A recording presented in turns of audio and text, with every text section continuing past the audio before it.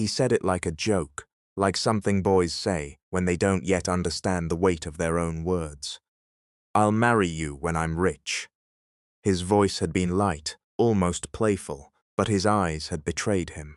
There was something serious there, something stubborn and quiet, like a promise already etched into stone. He stood in worn-out shoes that didn't belong to him, the soles thinning at the edges.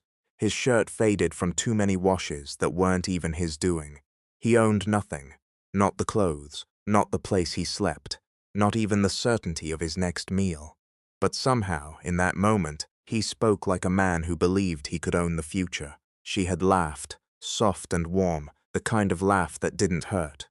Not mocking, not dismissive, just gentle. "Then I guess I'll wait and see if you actually get rich," she said, biting into the apple she had just handed him, like the whole thing was a small, harmless dream. But it wasn't harmless to him, because for him, that sentence became everything. The city didn't notice him. Cities rarely notice boys like him. It swallowed people whole and kept moving, glass buildings rising, while lives fell apart in the shadows beneath them. On the corner of a cracked sidewalk, beside a flickering streetlight that buzzed louder. At night, he used to sit with his knees pulled in, sketching on scraps of paper he found near trash bins. He drew buildings, tall ones, impossible ones, the kind that touched the clouds like they were reaching for something better. He didn't know the names of half the things he drew, but he knew how they made him feel. Like escape. Like maybe one day he wouldn't be invisible, and then she appeared in his life, like something the world hadn't planned for him. She didn't belong to his world. You could tell just by the way she walked. Not arrogant, not proud, but steady, like she knew where she was going. Her clothes were clean, her backpack full, her hair tied back in a way that made her look ready for everything he wasn't. The first time she passed him, she didn't stop. The second time, she didn't either. But the third time, she slowed down just enough to notice him properly. That was all it took. The next day, she left something on the bench, a sandwich wrapped neatly in paper, no note, no explanation, just food. He didn't touch it for a long time. Not because he wasn't hungry, he was always hungry, but because taking it felt like admitting something he wasn't ready to admit, that he needed help, that he couldn't do everything on his own. But hunger is louder than pride, so he ate, and the next day there was something else. Juice this time, then fruit, then small things that didn't look like much but meant everything, and slowly, without realizing it, he started waiting for her. That was the dangerous part, because waiting meant hoping, and hope, for someone like him, had always been the most expensive thing. When she finally sat next to him, like it was the most normal thing in the world, he didn't know what to say. People didn't just sit next to him. They avoided him, looked through him, walked faster when they passed him. But she didn't. "What do you draw?" she asked, leaning slightly to see his paper. He hesitated before turning it toward her. Not because he was shy about his drawings, but because he wasn't used to being seen. She studied it like it mattered. "That's actually really good," she said, and he almost laughed because no one had ever said that before. "It's nothing," he muttered. "No." She shook her head. "It's something. You just don't believe it yet." That sentence stayed with him longer than the food ever did, because it wasn't just kindness, it was belief. And belief was dangerous, because belief makes promises feel real. Days turned into weeks, and weeks turned into something that didn't have a name yet. They weren't just two people meeting anymore. They were something else, something quieter, something deeper. She talked about school, about teachers she liked and hated, about books she was reading.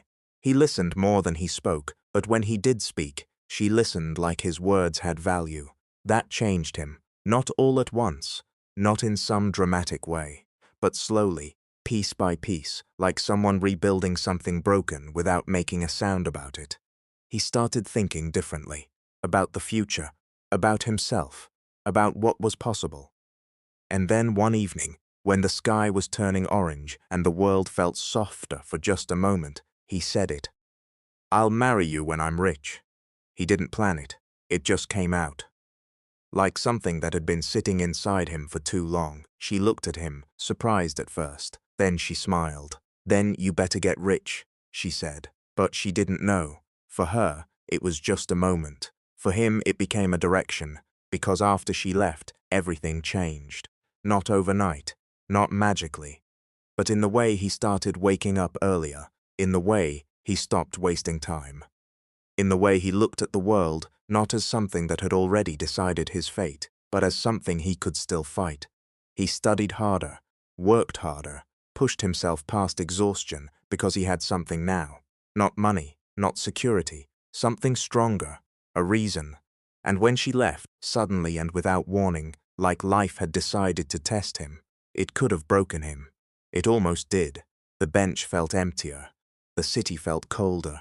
The days felt longer, but instead of stopping, he went harder, because now it wasn't just about surviving.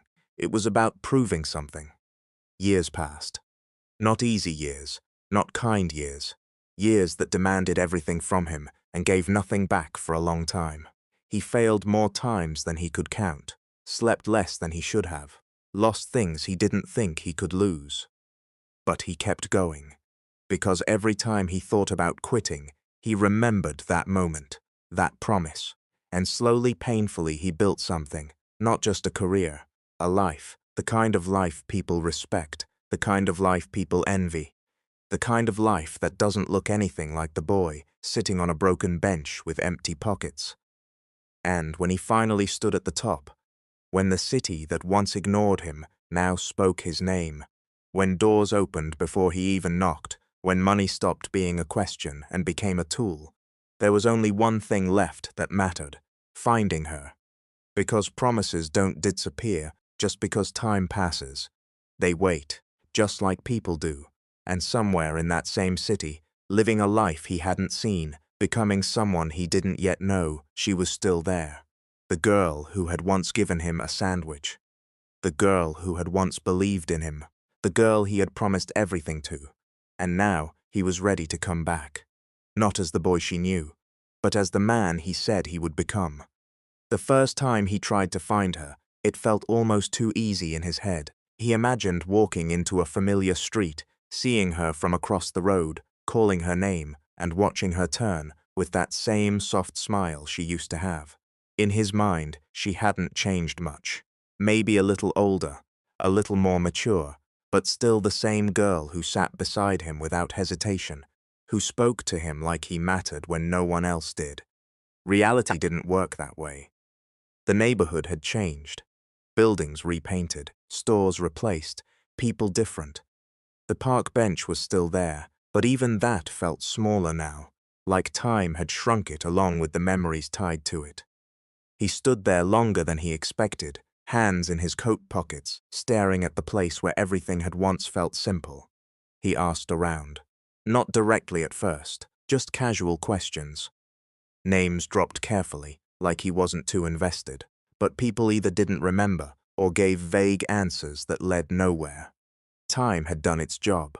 It had erased the small details that used to feel permanent. But he didn't stop, because stopping meant accepting that she might be gone for good. And he wasn't ready for that. So he went deeper. Old school records, archived yearbooks, contacts who knew people who knew people. He had resources now, something he didn't have back then. Money opened doors. Influence made people listen. But even with all that, finding one person in a city that big wasn't as simple as it sounded. There were moments, late at night, sitting alone in his high-rise apartment, when doubt crept in. What if she had moved far away? What if she had changed her name? What if she had forgotten him completely?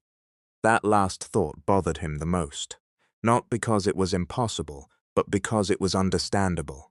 He had been just a part of her life, a small chapter, a memory she might have outgrown, but for him, she had been the turning point. That imbalance made everything feel fragile. Still, he kept searching, because some things aren't about logic, they're about meaning, and she meant too much to let go. At the same time, life didn't pause for him. His company was growing faster than anyone expected. Deals were bigger, responsibilities heavier. Every day demanded more from him. Meetings stacked on meetings, flights scheduled back-to-back, interviews, presentations, decisions that affected hundreds of people. From the outside, he had everything: success, respect, power. But inside, there was still that unfinished part. The part that didn't care about any of those things. The part that still remembered a girl sitting on a bench, peeling an orange, smiling like the world wasn't as hard as it felt. One afternoon, during a meeting he barely paid attention to, something shifted. It was small, a name. Just a name mentioned casually during a presentation. He didn't react immediately, not outwardly, but something inside him tightened. Because it sounded familiar, too familiar. He let the meeting continue, nodding when necessary, pretending to follow along. But his mind had already moved somewhere else. By the time the meeting ended, he was already pulling strings. "Get me everything you can on the Green Ridge project team," he told his assistant, his voice calm but firm. She nodded, used to his sudden requests. Within hours, the files were on his desk: profiles, backgrounds, work history. He scanned through them quickly at first, then slower, and then he saw it. Jasmine Rivera. The name hit differently now, not like a memory, like something real. His chest tightened, not with doubt this time, but with something sharper: possibility. He opened her profile. The picture wasn't the girl he remembered. It was a woman, confident, composed, different, and yet the same. There was something in her eyes. He leaned back in his chair, exhaling slowly. After all these years, after all the searching, she hadn't disappeared. She had grown, just like he had. But that realization brought something unexpected with it. Nervousness, not the kind he felt before big deals or high-stakes meetings. This was different. This was personal. Because now the question wasn't just about finding her. It was about facing her. What would she think of him? What would she remember? Would she even care about that promise anymore? Or had it faded into something meaningless over time? He didn't have answers, and for the first time in a long time, that uncertainty unsettled him. The meeting with Greenridge was scheduled for the following Monday. He could have postponed it, rescheduled, handled it differently. But he didn't, because part of him knew this wasn't just business anymore. This was something else, something that had been waiting for years. The morning of the meeting, he woke up earlier than usual, not because he had to, because he couldn't sleep. His mind kept running through possibilities, different versions of how things could go. Some good, some not. He stood in front of the mirror longer than he normally would, adjusting his tie, then removing it, then putting it back on again. It felt strange, caring this much about something that wasn't supposed to be complicated. But it was. Because this wasn't just about who he had become. It was about who he used to be, and whether that version of him still existed in her memory. The office was quiet when he arrived. He liked it that way. It gave him space to think, or in this case, overthink. He walked into the conference room before anyone else, standing by the window, looking out over the city that had once ignored him and now seemed to revolve around him. Funny how things change. But some things didn't, like the way his heart felt a little heavier than usual, like the way time seemed to slow down as the minutes passed. The door opened. Voices filled the room. People entered. Conversations started. But he didn't turn immediately. He waited, because somehow he knew. And when he finally did, when his eyes found her across the room, everything else faded. She was there. Not a memory, not a possibility. Real. Standing just a few feet away. For a moment, neither of them moved. Recognition hit at the same time. It showed in her eyes first, a flicker, then something deeper. Shock, then something softer. He stepped forward, controlled, measured, like he did in every important situation. But this wasn't like any other situation. "Jasmine," he said. Her name felt different now. Heavier. Real. She took a small step forward too, her expression steadying, professionalism sliding into place like armor. "Michael," she replied. His name sounded just as different coming from her. Not like before, more distant, more careful. They shook hands. a simple gesture, but it carried years inside it. Everything unspoken, everything remembered, everything that had changed, and everything that hadn't. The meeting continued.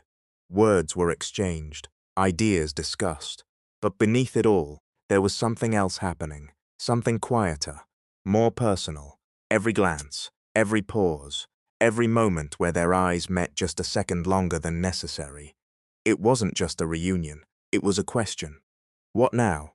Because finding her was one thing. But facing what came after, that was something entirely different. The meeting ended the way most of his meetings did. Clean, efficient, successful on paper. Numbers aligned, projections made sense. Both sides nodded at the right moments. Anyone watching from the outside would have said it went perfectly. But for him, it felt like none of that mattered, because the real conversation hadn't happened yet. As people started gathering their files and exchanging final words, he stayed seated for a second longer than usual, watching her. Not in an obvious way, just enough to notice the small things, the way she carried herself, the calm confidence in her posture, the way she spoke, clear, precise, controlled. She wasn't the same girl, that much was obvious, but there were still pieces of her that hadn't changed. And those were the ones that unsettled him the most, because they made everything feel familiar again. "Mr. Smith," his assistant's voice broke through his thoughts. He blinked, refocusing. "Yes," he said, standing up. "The team is heading out. Do you want me to?" "No," he interrupted gently. "I'll handle it." She nodded, stepping aside. He walked toward the door, just as the Greenridge team began exiting. Conversations overlapped, polite goodbyes exchanged. Jasmine was near the back, speaking to one of her colleagues, her expression professional, composed. For a moment, he hesitated, not because he didn't know what to say, because he didn't know where to start. Years couldn't be summed up in one sentence. Memories didn't fit into small talk. But letting her walk away again without saying anything real, that wasn't an option. "Jasmine," he called out. She turned. Her colleagues glanced between them briefly before continuing toward the elevator, giving them space without making it obvious. For a second, it was just the two of them again, like before, but not like before at all. "Do you have a minute?" he asked. She studied him, just for a moment, measuring, thinking. Then she nodded. "A minute," she said. They stepped back into the conference room as the door closed behind them, cutting off the noise from the hallway. Silence settled in quickly, heavier than before. Neither of them spoke right away, because this silence wasn't empty. It was full of everything they hadn't said yet. "I tried to find you," he said finally. He hadn't planned to start there, but it came out anyway. Her expression shifted slightly, not surprised, more like expected. "I figured you might," she replied. There was no accusation in her voice, no warmth either, just honesty. "I did," he continued. For a long time, she exhaled softly, setting her folder on the table. "I moved around a lot," she said. "After we left, I know," he nodded. "Or at least, I know parts of it." She raised an eyebrow slightly. "You did your research." "I had to," he admitted. A small pause, not awkward, just careful. "I didn't expect to run into you like this," she said after a moment. "Neither did I," he replied, "but I'm glad it happened." That was the first honest thing he had said since the meeting started, and she felt it. It showed in the way her shoulders relaxed just a fraction. "Yeah," she said quietly. "Me too." Another pause. But this one felt different, less tense, more open. "I remember the bench," he said suddenly. Her lips curved slightly. "I was wondering if you would." "I remember everything," he added. That made her look at him more directly. "Everything?" she asked. "Everything," he repeated. "The food, the drawings, the way you used to. Talk to me like I wasn't invisible." Her expression softened, just a little. "You weren't invisible," she said. "To everyone else I was, but not to me," she replied. He held her gaze. That's why it mattered. The weight of that settled between them. Not heavy in a bad way, just real. "And you?" he asked. "What do you remember?" She leaned back slightly against the table, thinking. "I remember a boy who pretended he didn't care about anything," she said, "but actually cared about everything." He almost smiled. That sounds about right. I remember someone who was angry at the world, she continued, but didn't let it turn him into something bitter. He looked down briefly. That part wasn't easy. I know, she said softly. Another pause, but now it felt like they were starting to find a rhythm, like two people learning how to talk again after a long time apart. I kept the drawing, she said, his head lifted. You did? The one with the buildings and wings, she nodded. It's still in a box somewhere. He let out a quiet breath. I didn't think you would. I almost threw it away once, she admitted. His chest tightened slightly.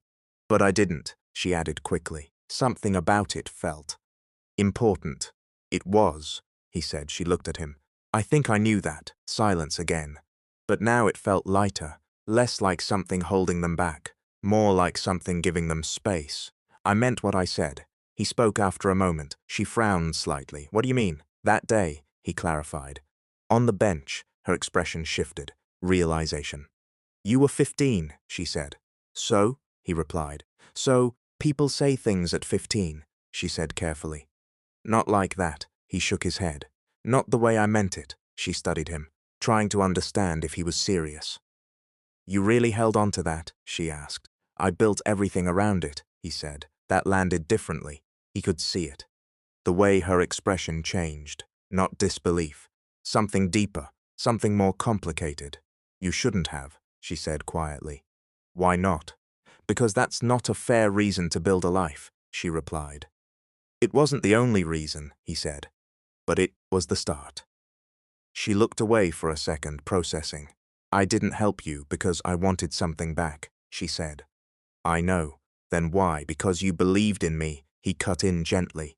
When no one else did, she turned back to him, and that mattered more than anything. Her eyes softened again, not completely, but enough. You don't owe me anything, she said. I'm not trying to pay you back, he replied. Then what are you trying to do? He took a breath. Figure out what this is now. That hung in the air, clear, honest, unavoidable. She didn't answer immediately, because there wasn't an easy answer. We're not those kids anymore, she said finally. I know. So you can't just pick up where we left off. I'm not trying to, he said. Then what are you trying to do? She repeated. Start where we are, he replied. That caught her off guard. Not because it was complicated, because it wasn't. It was simple. And sometimes, simple is harder to respond to. We don't know each other anymore, she said. Then we learn again. She let out a small breath that almost sounded like a laugh. You make it sound easy. It's not, he admitted. But it's possible. She looked at him for a long moment, measuring, thinking, feeling. You really didn't forget, she said. No, he replied. I didn't. Something shifted again, not dramatically, but enough to matter. We should probably go, she said eventually, glancing toward the door. Yeah. He nodded, but neither of them moved right away, because leaving meant stepping back into the world, into reality, into everything that wasn't just them in this room. Jasmine, he said before she turned. She paused. Would you have dinner with me? There it was, not a big gesture. Not a dramatic moment, just a simple question, but it carried weight, because it wasn't about business. It wasn't about the past. It was about what came next. She looked at him, really looked, as if trying to decide something that didn't have a clear answer. Then she nodded. Dinner, she said. A small word, but it changed everything. He chose a place that didn't match his current life. That was intentional. There were dozens of restaurants he could have picked. Places with reservations booked weeks in advance, quiet rooms reserved for important clients, menus that looked more like art than food. Places where people lowered their voices when he walked in, where the staff knew his name before he even introduced himself. But he didn't want any of that. Not tonight. So instead, he picked somewhere small. A corner spot tucked between older buildings, the kind of place people passed without thinking twice. Warm lights, simple tables, the smell of food that felt real instead of curated. It reminded him of something. Not exactly the past, but close enough. He arrived early. Of course he did. Some habits didn't change, no matter how much everything else had. He sat at the table, hands resting loosely in front of him, eyes occasionally drifting toward the door. Not anxious, not exactly, just aware, because this felt different, more personal than anything he had done in years. When she walked in, he noticed her immediately. Not because she was trying to stand out, but because she didn't need to. She looked different from the office, less structured, less guarded. Her hair fell naturally around her shoulders, and there was something softer in the way she moved, like she had left the professional version of herself behind for a while. He stood up instinctively. For a second, they just looked at each other, not awkward, just real. "Hi," she said. "Hi," he replied, simple. But it carried something underneath. They sat down, and for a moment neither of them reached for the menu, because this wasn't really about food. "I like this place," she said, glancing around. "I was hoping you would," he replied. "It's not what I expected," she added. "I get that a lot." She smiled slightly. "I mean that in a good way." "I know." A waiter approached, took their orders, and left quickly, sensing the kind of space people needed when conversations mattered more than service. "So," she said, folding her hands lightly, "where do we start?" "Anywhere," he replied. "We've got a lot of ground to cover." She nodded. "That we do." There was a small pause, not uncomfortable, just searching. "I guess I should say this first," she began. "I'm really glad you're okay." He blinked slightly. "Okay?" "Yeah," she said. "When I left, I didn't know what was going to happen to you. I worried about it more than I probably should have." He leaned back slightly, absorbing that. "You worried about me?" "Of course I did," she said. "You were important," the word landed softly, but it meant more than it sounded. "You were important too," he replied. She smiled faintly. "I didn't exactly change your life the way you're making it sound." "You did," he said simply. She shook her head. "I gave you some food and talked to you." "You gave me something to hold on to," he corrected. She didn't argue this time, because part of her knew he wasn't wrong. "So what happened after I left?" she asked. He exhaled slowly. "A lot," he said. "Most of it wasn't easy. Tell me anyway." So he did. Not like a presentation. Not like he explained things in meetings. Just honestly. He told her about the nights he didn't sleep. The jobs he took just to get by. The moments he almost gave up. The times things didn't work, when doors closed instead of opening. He didn't make it sound impressive. He didn't try to make it dramatic. He just told it the way it happened. And she listened. The same way she used to. Fully, without interrupting, without rushing him. When he finished, there was a quiet moment. Not heavy, just thoughtful. "You really went through all that," she said softly. "Yeah, and you kept going." "I didn't have much of a choice." "You always have a choice," she replied. He looked at her. "Maybe," he said, "but some choices feel harder than others." She nodded slowly. "I get that. What about you?" he asked. "What happened after you left?" She leaned back slightly, thinking. "Life happened," she said. "That sounds vague." "It kind of was," she admitted. But then she started talking. About the move, about how different everything felt at first. New schools, new people, trying to fit into a life that didn't feel like hers yet. She talked about her father, his illness, the way everything changed when he passed. Her voice didn't break, but it softened, because some things don't need to be dramatic to feel heavy. "I had to grow up faster than I expected," she said.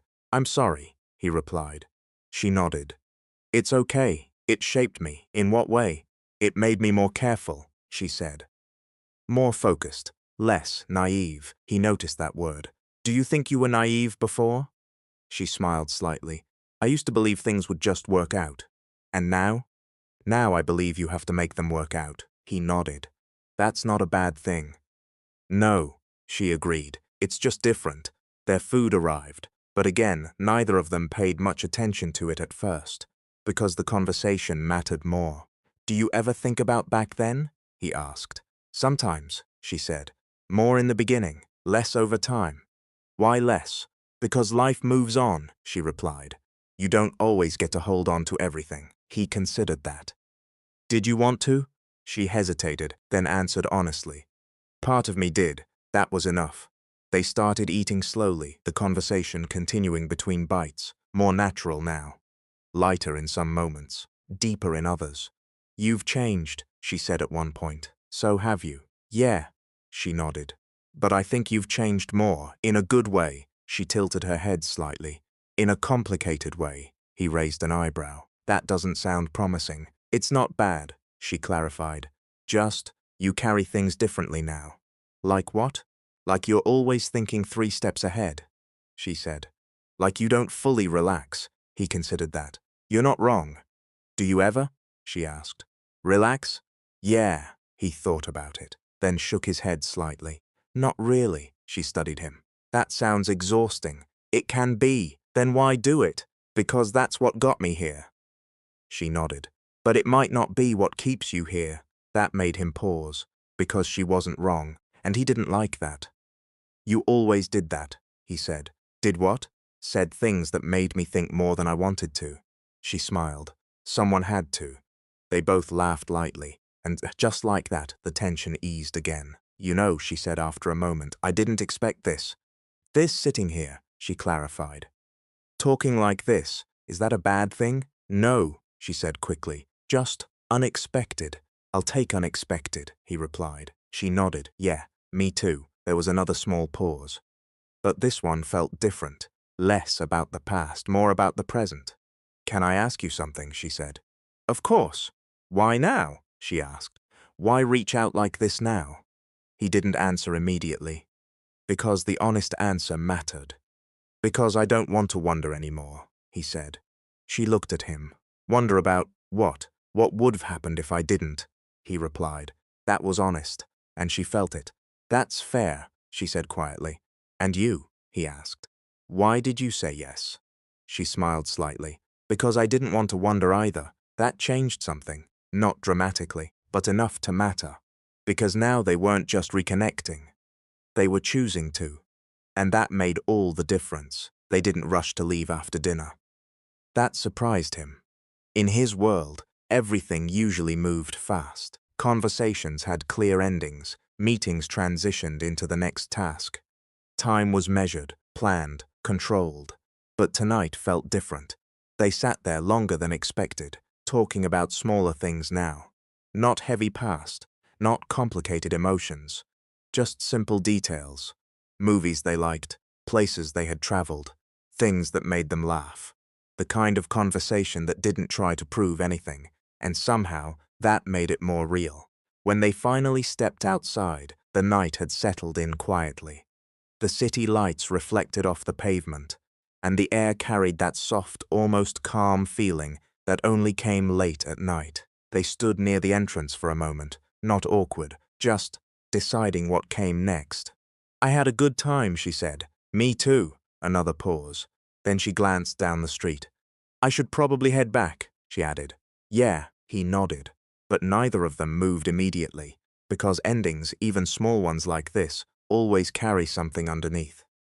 "Jasmine," he said. She looked at him. "Can I see you again?" It wasn't a dramatic question, but it mattered, because it wasn't about the past anymore. It was about whether this would continue. She held his gaze for a second, then nodded. "Yeah," she said. "You can." Something in him eased, not fully, but enough. "Good," he replied. She smiled slightly. "Text me," she said, stepping back. "I will." And just like that, she turned and walked away. He watched her for a moment longer than necessary, not because he was unsure, but because he wanted to remember this version of her. Not the girl from before. Not the memory. The woman she had become. And for the first time in years, something felt unfinished in a good way. Not like something missing, like something beginning. The next few days felt different. He noticed it in small ways. The way his focus drifted sometimes during meetings. The way he checked his phone more often than usual. The way his thoughts kept circling back to conversations that weren't about business. It wasn't distracting in a negative way, just unfamiliar, because he wasn't used to something personal taking up this much space in his mind anymore. When he finally texted her, he kept it simple. No overthinking, no unnecessary words. "Just enough," she replied. Also simple, also natural. and somehow that felt right. They didn't rush into seeing each other again immediately. That was her idea. "Let's not turn this into something forced," she had said over text. "Let it happen naturally." He respected that, even though part of him wasn't used to waiting anymore. But this wasn't something he wanted to control. This was something he wanted to understand. When they met again, it wasn't planned in a complicated way. Just a walk. No reservations, no expectations, and it worked. Because without the structure of dinner or a formal setting, they talked differently, more freely, more honestly. They moved through the city at an easy pace, side by side, not trying to impress each other. "You know," she said at one point, "this is actually easier than I thought it would be." "What is?" "This," she gestured lightly between them. "Seeing you again." He glanced at her. "Why wouldn't it be? Because sometimes when you revisit something from the past, it doesn't feel the same," she said. "And this does?" She thought about it. "In some ways, yeah," he nodded. "I feel that too." They walked in silence for a bit after that, but it wasn't empty, it was comfortable, like they didn't need to fill every moment with words. That was new, or maybe not entirely new, just something they hadn't realized before. "Can I ask you something?" she said. "Always. Are you happy?" The question caught him off guard. Not because it was complicated, because it was simple. And simple questions are sometimes the hardest to answer. "I thought I was," he said after a moment. She looked at him. "That's not really an answer." "I know. So what is the answer?" He exhaled slowly. "I'm successful," he said. "I have everything I worked for. That's not the same as being happy." "I know," she waited, because she could tell there was more. "I think I got used to measuring things in results," he continued. "Goals, achievements, progress, and I stopped asking myself if I actually felt anything about it," he admitted. She nodded slowly. "That makes sense, does it?" "Yeah," she said. "When you spend so long trying to get somewhere, you don't always stop to think about what happens after you get there." "And you?" She shrugged lightly. "I'm okay. Just okay, most days." She smiled faintly. "That doesn't sound very convincing." "It's honest," she replied. He respected that. "Do you want more than that?" he asked. "Everyone wants more than okay," she said. "The question is what more actually means, and what does it mean for you?" She didn't answer immediately, because that question mattered. "I think peace," she said finally. "Peace?" "Yeah," she nodded. "Not constant excitement, not perfection. Just feeling like things are where they're supposed to be." He considered that. "That sounds simple." "It is," she said. "But simple doesn't mean easy." He smiled slightly. "You haven't changed as much as I thought." She laughed softly. "Neither have you." They kept walking. The city around them moving as usual, but somehow it felt quieter in their space. "I used to think if I just worked hard enough, everything would fall into place," he said. "And now?" "Now I'm not so sure," he admitted. "Why not?" "Because I got everything I thought I wanted," he said. "And it didn't fix everything." She nodded. "That happens more often than people admit." "What about you?" he asked. "What did you think back then?" She smiled slightly. "I thought life would be simpler than it turned out to be. And now I know it's not," she said. "But I also know that doesn't make it worse. Just different." He liked that, not because it was comforting, because it was real. They stopped near a small overlook, the city stretching out in front of them. Lights everywhere, movement everywhere. And yet, for a moment, it felt still. "Do you ever think about what would have happened if we didn't lose contact?" he asked. She looked out at the city. "Sometimes," she admitted. "And I think we would have grown up differently," she said. "How?" "Maybe faster," she replied. "Maybe slower. Maybe we would influence each other in ways we can't even predict." He nodded. "That sounds about right. But I also think," she added, "that we needed that time apart." He glanced at her. "Why?" "Because we had to become who we are now," she said. "And that probably wouldn't have happened the same way if we stayed in each other's lives." That made sense, even if part of him didn't like it. "So you don't regret it?" he asked. She shook her head slightly. "No," she said. "Do you?" He thought about it, then answered honestly. I regret not being able to find you sooner. She smiled softly. I'm here now, he met her gaze. Yeah, he said. You are. And for the first time, that felt like enough. Not because everything was resolved, but because they weren't chasing the past anymore. They were standing in the present, and that was something they hadn't had before. The days that followed settled into something neither of them rushed to define. They didn't label it, didn't force it into something structured or predictable. Instead, they let it grow the way things rarely get the chance to grow anymore, slowly, naturally, without pressure. That was new for him. He was used to control, used to outcomes, used to knowing where things were going before they even started. But with her, that instinct didn't work the same way. Every time he tried to predict what came next, something in him resisted. Because this wasn't a deal, it wasn't a goal. It was something that needed space. And for the first time in a long time, he allowed himself to give something space. They started seeing each other more often, but never on a strict schedule. Sometimes it was a quick coffee between their busy days. Other times it stretched into long evenings, where time seemed to slip by unnoticed. The consistency wasn't in how often they met, but in how natural it felt when they did. There were no expectations attached, and that made everything easier. One afternoon, they found themselves back near the park. Not planned, not intentional, it just happened. He noticed it first, slowing his steps slightly as the familiar surroundings came into view. The same streets, the same corners, the same feeling of something that hadn't completely changed despite everything else moving forward. She followed his gaze and understood immediately. Do you want to go in? She asked. He hesitated. Not because he didn't want to, because he didn't know what it would feel like. It's okay if you don't, she added. He looked at her, then back at the park, then nodded. Yeah, he said quietly. I think I do. They walked in side by side, neither of them speaking for a moment. The sounds of the city faded slightly, replaced by something softer. Kids playing in the distance, leaves shifting in the breeze, the quiet rhythm of a place that held memories without trying to. The bench was still there, it always had been. But standing in front of it now felt different, because they weren't those people anymore.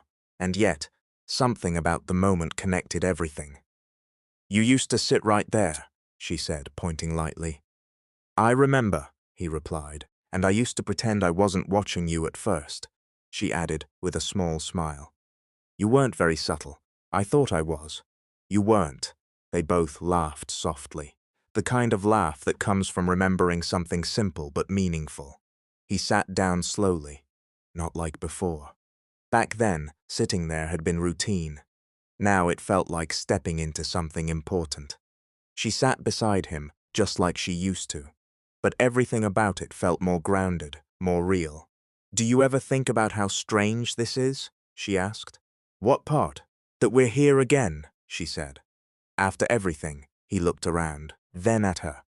Yeah, he admitted, I do, and it doesn't feel strange, he said. It feels right. She didn't respond immediately, because part of her agreed, even if she didn't want to admit it too quickly. I used to think this place was bigger, he added. Me too, she nodded. Everything felt bigger back then. Maybe we were just smaller, he said. She smiled. Probably. A quiet settled between them. Not heavy, just reflective. I remember the day you said it. He glanced at her. The promise? Yeah. She nodded. He exhaled slightly. So do I. You sounded so sure, she added. I was. You were 15, she said again, but this time it sounded different. Less like a dismissal, more like a reminder. I know, he replied. But I meant it, she studied him. I can see that now. He looked down at his hands for a moment. I didn't know how I was going to do it, he said. But I knew I had to try. Why? Because you were the first person who made me feel like I could be more than what I was, he answered. She looked away slightly, absorbing that. I didn't think it would affect you that much, she said.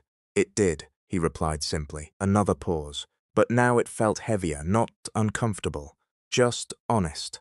Do you ever feel like we're trying to live up to something that happened a long time ago? She asked. He considered that. Sometimes, he admitted. And does that worry you? A little, he said. But not in the way you think. She turned to him. Then how? I'm not trying to recreate what we had, he explained. I'm trying to understand what we have now. She nodded slowly. That makes sense. And you? He asked. Does it worry you? She took a breath. Yes, she said honestly. Why? Because I don't want to confuse what we were with what we are, she replied. They're not the same thing. I agree, he said. And I don't want either of us to feel like we owe the other something because of the past, she added. He looked at her. I don't feel like I owe you, he said. Then what do you feel? He didn't answer immediately, because this wasn't something he wanted to rush. I feel like I chose to come back, he said. Not because of a promise. Because of you. That landed differently. She felt it, even if she didn't show it right away. That's better, she said quietly. He smiled slightly. I'm glad. They sat there a little longer, letting the moment settle. No rush, no pressure, just presence. Life didn't turn out the way I expected, she said after a while. In a bad way? Not bad, she shook her head. Just not the way I imagined. What did you imagine? She thought about it. I thought things would feel more certain, she said, more clear. And now I realize that uncertainty is kind of always there, she replied. He nodded. I've learned that too, but I also think, she added, that some things are worth taking a chance on anyway. He looked at her.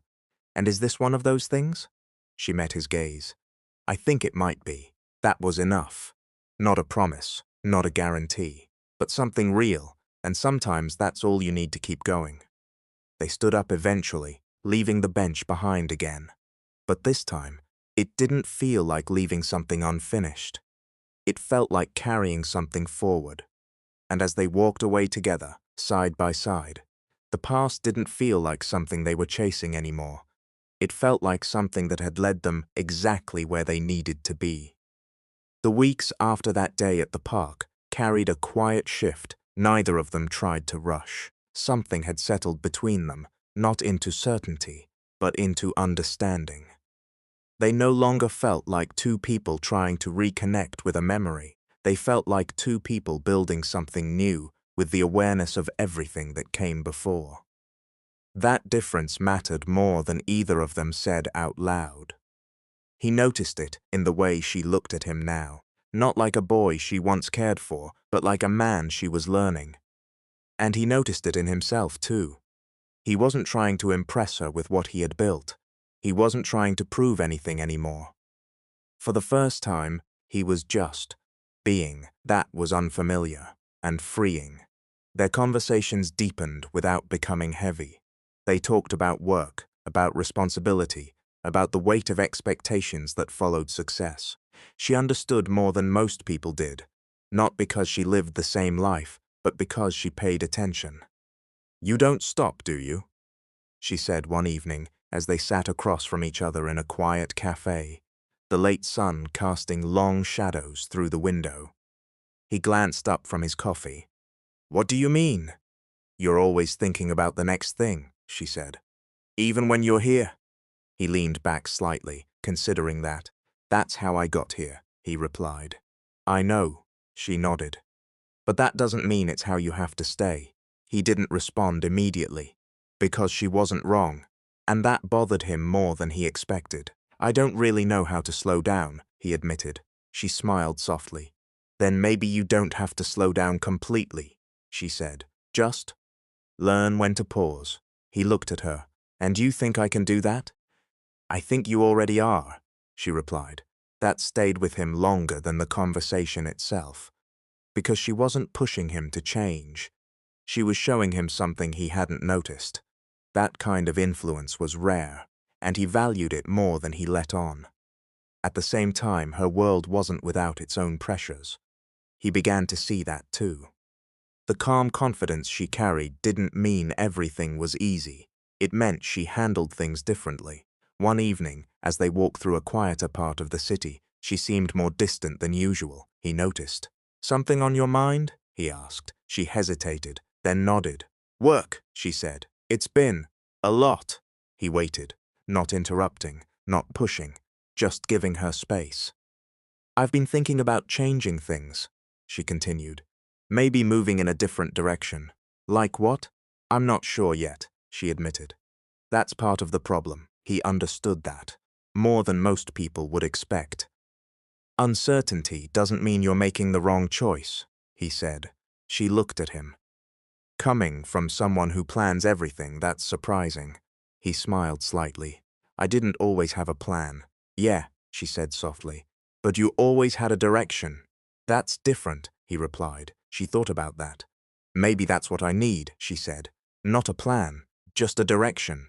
He nodded. And what direction feels right? She didn't answer immediately, because that question mattered. I want to do something that feels meaningful, she said finally. Not just successful. He looked at her. That makes sense. Does it? She asked. Yeah, he said. Because success without meaning doesn't feel the way people think it does. She studied him for a moment. You're speaking from experience. I am, he admitted. That honesty created a different kind of connection between them. Not based on the past, but on who they were now. Time continued to move forward, but something about it felt less rushed when they were together. Days didn't blur the same way. Moments didn't feel as replaceable. They started building small traditions without calling them that. A certain cafe they returned to, walks that followed similar routes, conversations that picked up where they left off without needing reminders. It felt steady, and that steadiness was new. One evening, he invited her somewhere he had never taken anyone before. Not because it was impressive, because it mattered to him. The rooftop of his building wasn't extravagant in the way people expected from someone in his position. It was simple. Open space, soft lighting, a view that stretched across the city like a reminder of how far things could go. When she stepped out onto it, she paused, not because of the height, because of the quiet. You come up here a lot? She asked. Sometimes, he said, when I need to think. She walked closer to the edge, looking out over the lights. It's different up here, she said. How? It feels like everything slows down, she replied. He nodded. That's why I like it. They stood there for a while without speaking. Not because there was nothing to say, because not everything needed words. I used to think reaching the top would feel different, he said after a while. She turned slightly toward him. In what way? I thought it would feel like an ending, he admitted. Like once I got here, everything would make sense. And does it? He shook his head. No, he said. It just feels like another place to stand. She smiled faintly.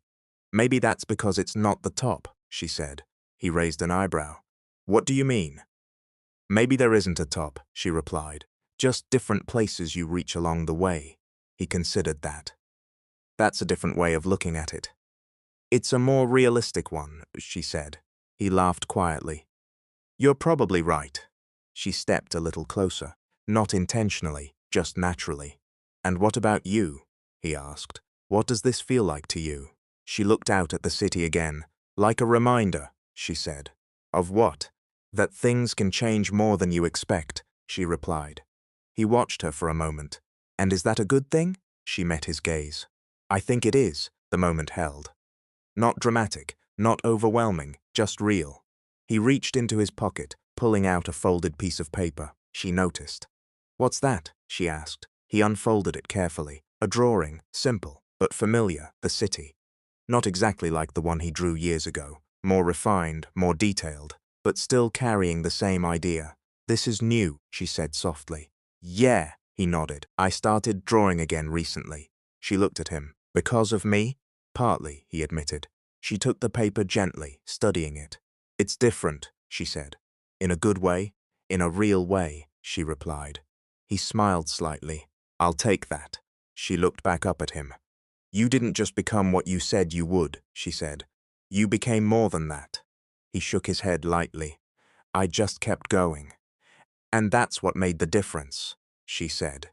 They stood there a little longer, the city stretching out beneath them, the past no longer something distant, but something that had led them here. Not perfectly, not predictably, but honestly.